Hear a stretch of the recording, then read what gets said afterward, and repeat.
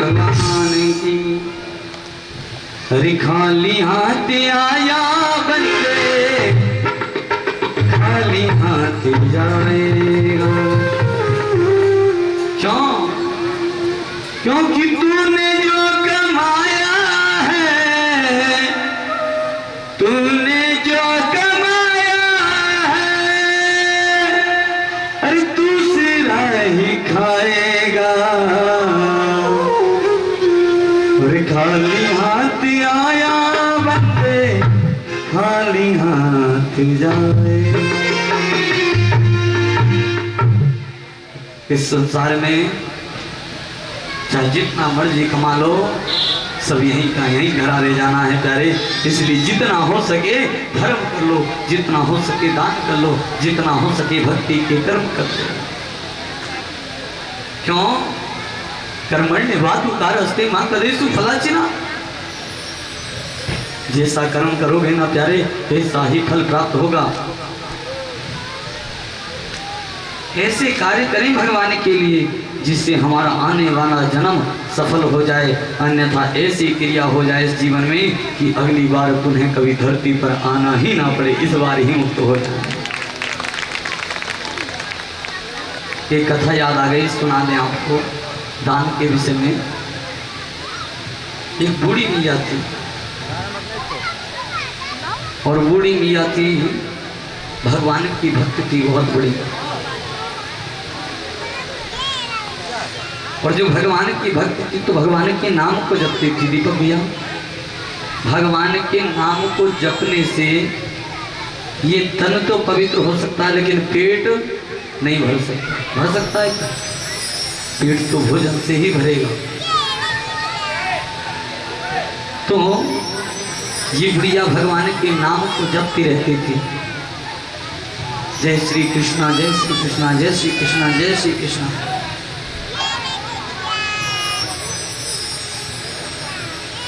लेकिन कोई भी अगर द्वारे पर भिक्षुक आ गया ना तो उसे भिक्षा नहीं देती थी। बाबा अगले द्वारे पर जाकर के खड़े हो जाओ, यहाँ नहीं है कुछ भी, जाओ। अरे नहीं जाते, भगवान भला करेगा। हाँ कोई बात नहीं, हमारा भगवान भला करेगा, हम नाम जप लेंगे तो भला करेगा। अनेक अनेक प्रकार से सब समझाते हैं, खाली नाम जपने से भला होने वाला नहीं है, इसलिए कुछ दान कर लो भला हो जाएगा। अरे बहुत देखे तुम जैसे, जाओ आगे। संत महाराज आगे चले गए। धीरे धीरे समय इतना करीब आ गया मृत्यु की अम्मा का कि अब अम्मा मर के भगवान के धाम जाने वाली है। भगवान को लगा अभी तक इसने कुछ दान नहीं किया, क्यों ना एक बार मैं इसकी परीक्षा लूं।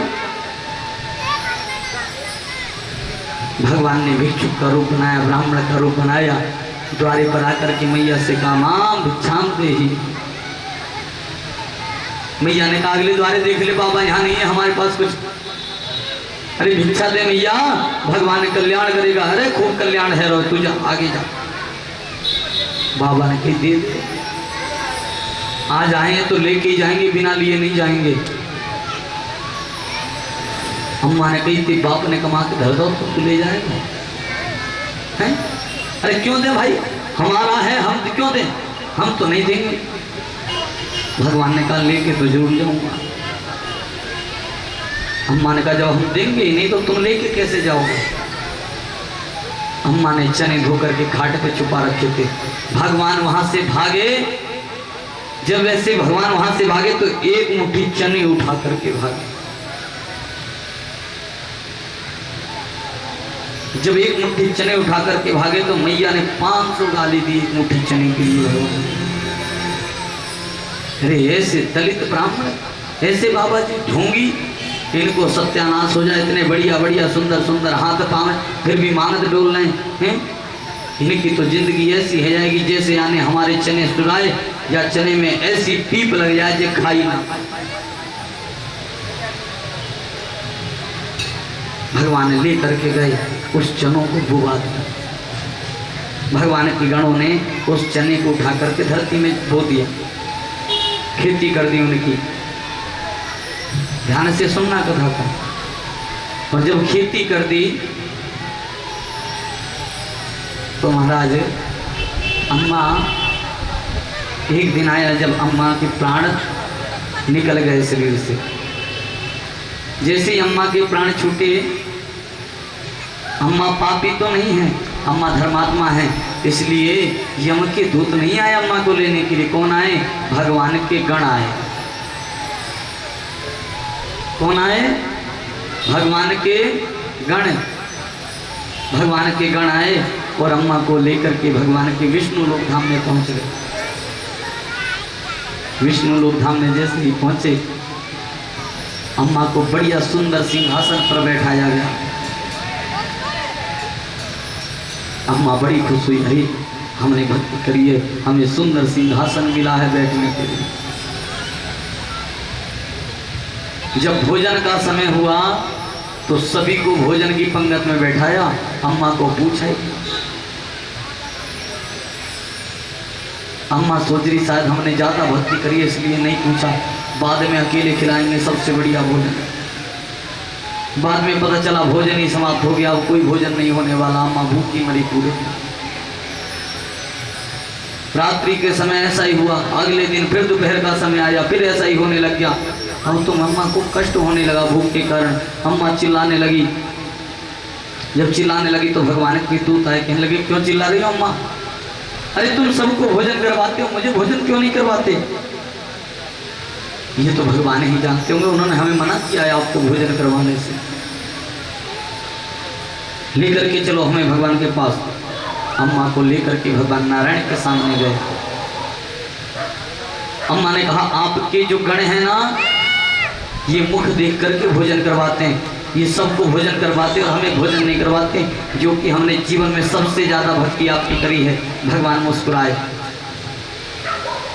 भैया ये तो बड़ी सुंदर बात है जो आपने हमारी भक्ति करी है, इसलिए आज आप हमारे धाम में बैठी हो। तो जब हमने आपकी भक्ति करी है तो आपके गण हमें भोजन क्यों नहीं करवाते? भगवान ने कहा ये बताओ, जब तुम धरती पर थी तो तुमने कितने लोगों को भोजन करवाया था? अम्मा ने कहा एक को भी नहीं। भगवान ने कहा जो व्यक्ति धरती पे ब्राह्मण को भोजन कराता है ना, जो व्यक्ति भगवान के प्रति ब्राह्मण का सम्मान करके ब्राह्मण को दान देता है और जो दिया रहेगा वही आपको यहाँ मिलेगा। आपने दिया नहीं इसलिए यहाँ पे आपको कुछ मिल नहीं सकता, कुछ मिलने वाला नहीं। अम्मा रोने लगी, महाराज ऐसे कैसे होगा, हमें कुछ खाने को दो। भगवान ने कहा याद करो तुम्हारे हम साधु का वेश धारण करके आए थे, एक मुट्ठी चने लेकर के भागे थे ना तुम्हारे यहाँ, उसमें भी हमने सोचा था कि तुम्हारा भला हो जाए।